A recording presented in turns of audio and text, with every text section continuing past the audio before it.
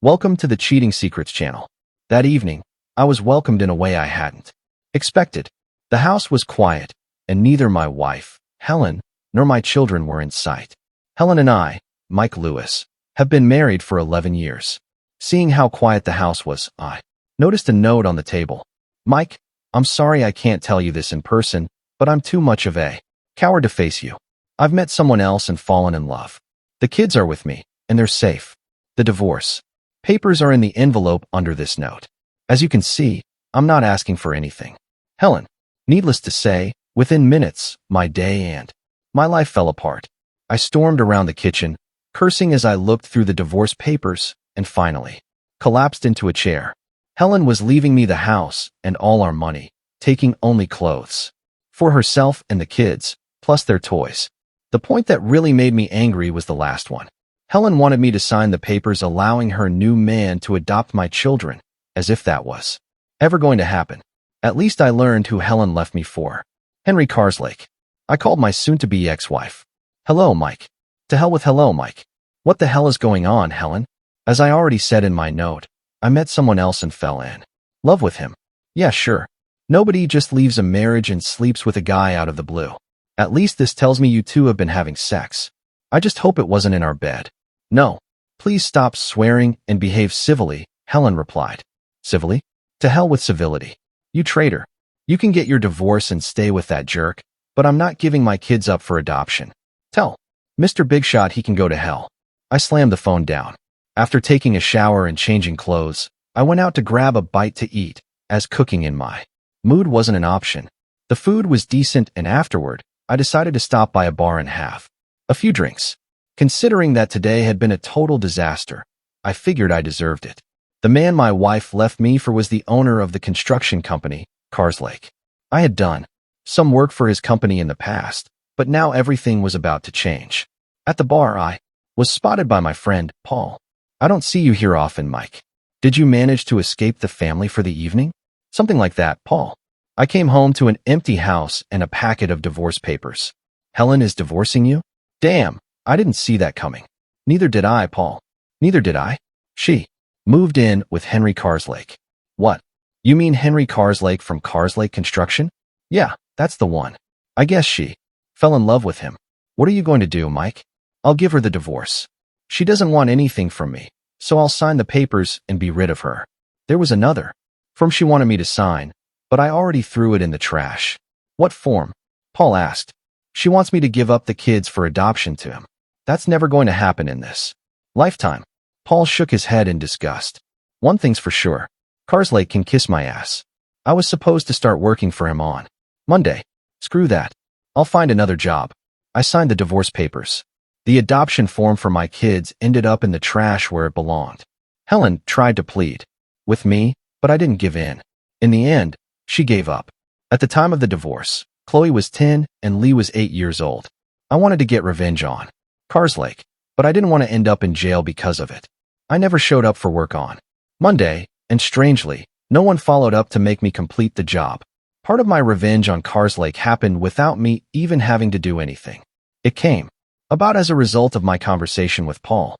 When word got out about what happened, most local contractors refused to work with Carslake Construction. They realized he had wronged me and, as payback, refused to take on his projects. Of course, old Henry found other contractors, but they were cowboys and the quality of work suffered. Few times, I was asked to provide quotes for jobs, but when I found out it was for Carslake, I didn't even bother sending the quotes. 6 months later, my divorce was finalized. 3 months after that, Helen and the jerk got married. I took the kids for a week while they went on their honeymoon. I didn't do it to help them. I just figured a week was better than the weekends I was getting. Now, what really pissed me off was a question from my daughter, Chloe. Dad, why did you send us to live with Mom and Henry? What? I didn't send you. Your mother took you because she doesn't love me anymore.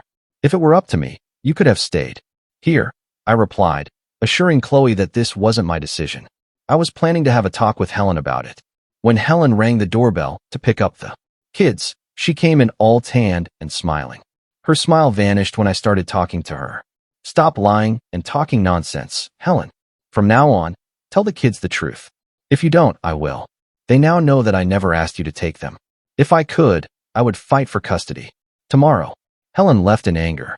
Life as a single man felt strange after being married for so long. Some of my friends tried to set me up on dates, but honestly, I wasn't in the mood to meet anyone. I wanted sex, but not the dating part.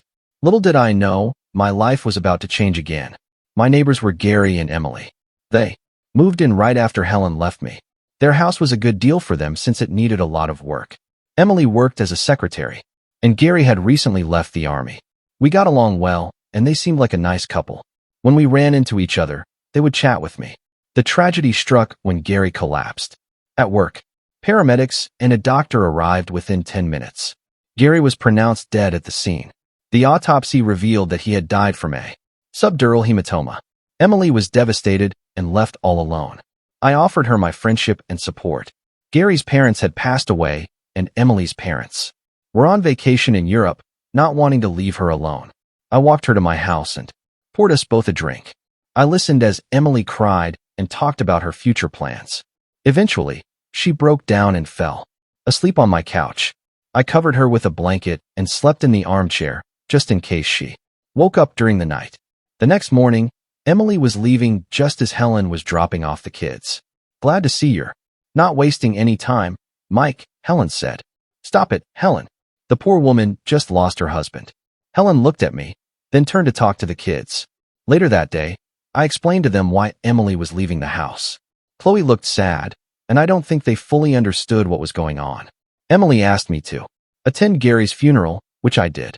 In the UK, all mortgage loans must be insured, and luckily, Emily wouldn't be left without means to live.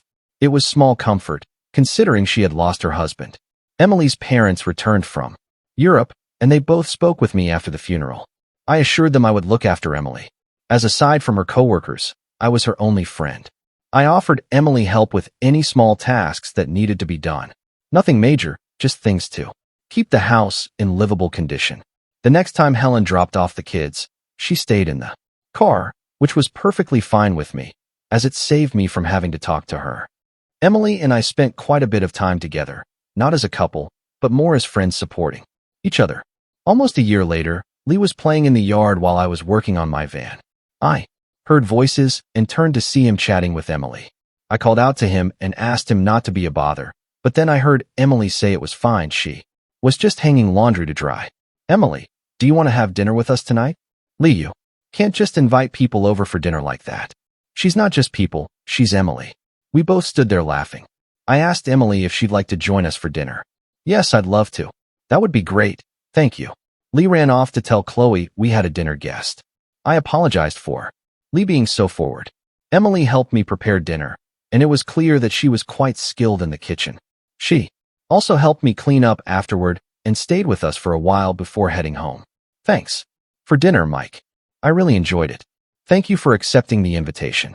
I hugged Emily goodbye and watched as she walked to her house. Hearing her door lock behind her, I returned inside. She's really nice, Dad. Is Emily your girlfriend? Chloe asked me with a smile. No, Emily is just a friend and a neighbor, I replied, though I couldn't help thinking it wouldn't be so bad if she were my girlfriend. I just kept that thought hidden from the kids. On Sunday afternoon, Helen picked up the kids. I knew they would tell her that Emily had joined us for dinner, and I wasn't wrong. The next time Helen came to pick up the kids, she paid special attention and asked about Emily. Not that it's any of your business, but Emily is just a friend. Besides, you left me for that jerk, so why do you even care about me? I don't care, Mike. I just asked, that's all. Yeah, sure. You got what you wanted. What I do is none of your concern. I didn't get everything I wanted. No, you didn't. And if you mean that I'll let that idiot adopt the kids, forget about it. That's never going to happen, so get used to it. I was just thinking. No, Helen, you weren't thinking. You left me for the luxurious life with him. If he wants kids, he can have his own. That bastard took my wife and ruined my marriage. And there's no way he's ever going to adopt these kids, ever. Helen pouted and went home. I smiled, knowing I had gotten under her skin. 1 year later, I hadn't seen Emily for a few weeks, partly because I had been very busy. My friend Paul was rewiring a house for a young couple and asked me to give a quote for a complete plumbing overhaul. My quote was accepted, and I had a few hectic weeks to get everything finished. While working on the house with Paul, he kept me updated on the local news. Carslake still had to rely on out-of-town specialists, as most of the local guys were still avoiding working for him. When the work on the house was finally finished, I had some time to relax. I decided to invite Emily to dinner. She agreed, and we set a time for Saturday evening. When I went to pick her up, I was taken aback. She was a petite woman, and she had a haircut I like to call elven. The dress she was wearing highlighted her slim figure, and for the first time, I began to feel a physical attraction to her. Dinner went great, and we spent a lot of time talking about our lives in general. Later that evening, I walked Emily to her door. "Thank you for a wonderful evening, Mike." I smiled, and before I could say a word, Emily stood on her tiptoes and kissed me. Not just a polite peck, but a full kiss. "Wow, I didn't expect that," I said, barely catching my breath. "Take me out again, and let's see where it leads." Emily smiled, wishing me good night before giving me a polite kiss on the cheek. I asked Emily out again, and this time we ended up in my bed. She may have been petite, but, oh my God, she was a dynamo in bed. I don't think I've ever had such satisfying sex. Emily and I started spending more and more time together, and eventually, she sold her house and moved in with me. The kids thought it was great that I was dating, and I knew they'd tell Helen everything. From what Chloe said, their mother wasn't impressed. Well, she didn't want me, but Emily did. A year after we first slept together, Emily and I got married. When the kids told Helen, she just scoffed and turned away. Emily and I had 2 children. We named the first boy Gary and his younger brother Robert. My 2 older kids were already old enough to drive themselves when they came to visit me, which meant I had even less interaction with Helen. Years passed, and one evening, Chloe told me she was getting married. The night before, her boyfriend Josh had proposed to her. As her father, I asked if they needed any help with the wedding expenses. We didn't think we would, but now we do. I looked slightly confused until Chloe explained. Henry said he would cover the wedding costs. We were sitting with him and Mom, discussing everything, and then he dropped a bombshell. Henry would cover the expenses only if he got to walk me down the aisle. I told him no way. That's your job. And Henry said that if that's the case, he won't be contributing to the costs. Chloe was clearly upset. I, on the other hand, was furious with Carslake for pulling such a stunt. Emily asked if she could talk to me privately, so we went out to the garden. "Mike, we still have some money left in the bank from the sale of my house. Please use it to cover the wedding expenses. Chloe deserves it." "I know, Emily, but that's your money. I can't ask you to spend it on Chloe." "Yes, you can. Now go and tell that poor girl that we'll cover all the costs." Chloe was overjoyed when I gave her the news. We agreed on a budget, and everything they wanted fit within it. The next day, Chloe called me to say that Henry was furious, and apparently, Helen wasn't too happy either. One afternoon, we were sitting in the garden when Lee showed up unexpectedly. He said he had to leave because he was tired of hearing his mom and Henry argue. "Are they still fighting about the wedding?" Emily asked. "No, it's something else. As far as I can tell, Henry isn't fulfilling his duties in the bedroom." I burst out laughing. It felt satisfying to know that Helen had left me for someone who couldn't deliver when it mattered. "The walls in the house are paper thin, Dad. I can hear them at night. I think Mom is fed up with Henry not being able to perform in bed." We had a good laugh over the situation while sipping our beers. Lee stayed the night with us to avoid the arguments at home. On the day of Chloe and Josh's wedding, Helen was clearly unhappy. Chloe had told her that she and Henry would be seated behind Emily and me. The church service went smoothly. I agreed to let Helen sit at the head table during the reception, but Henry was seated with Emily, Robert, Gary, and Lee. After all the speeches were made, the catering staff cleared a few tables to make room for dancing. Josh and Chloe began the first dance, and then Emily and I, as well as Helen and Henry, joined in. Later in the evening, we stood by the bar, while Gary and Robert were sitting with one of Chloe's bridesmaids and her kids. Lee asked Emily if she wanted to dance, and I smiled and said, "Go ahead." Helen took the opportunity to approach me. It was clear she had been drinking, and I knew this wouldn't end well. Look at them together. She looks young enough to be Lee's girlfriend. Even though Emily was the mother of 2 boys, she still looked just as she did the day I met her. Helen, on the other hand, hadn't aged well and had gained weight. Her dress had a low cut in the back, showing off a few rolls of fat. Henry was overweight and losing his hair.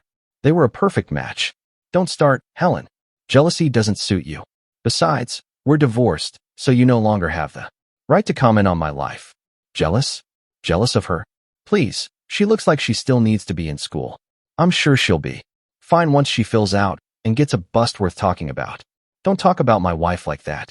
For your information, Emily is more of a woman than you ever were. Helen looked at me in shock. Ask yourself, Helen, when was the last time you had good sex? Actually, when was the last time you had sex at all? I paused for a moment. Well, I had amazing sex last night, and you know what? I might have even more amazing sex tonight. Helen stood there, stunned, as Henry joined us. You see, Helen, when you left me, you thought you were trading up for something better. Maybe that was true, or maybe it wasn't. As for me, I just moved on. I have my own life now. A wife who loves me for who I am. 2 wonderful children in addition to the 2 I already had. Life is as good as it could possibly be for me. Can you say the same? I walked away, leaving the 2 of them standing there like goldfish out of water. Emily and I danced to the slow music, while he was pulled onto the dance floor by one of the bridesmaids. What was that at the bar? Emily whispered as we danced. Kiss me, and I'll tell you later. We kissed, and I knew Helen was watching us. When we broke the kiss, I smiled at Helen. She turned away and ordered another drink. Oh yes, I had definitely moved on. Looking at what I had then and what I have now, I'd say I traded up too. Thank you for listening until the end. See you in the next episode of Cheating Secrets. Take care of yourself and your loved ones. Goodbye.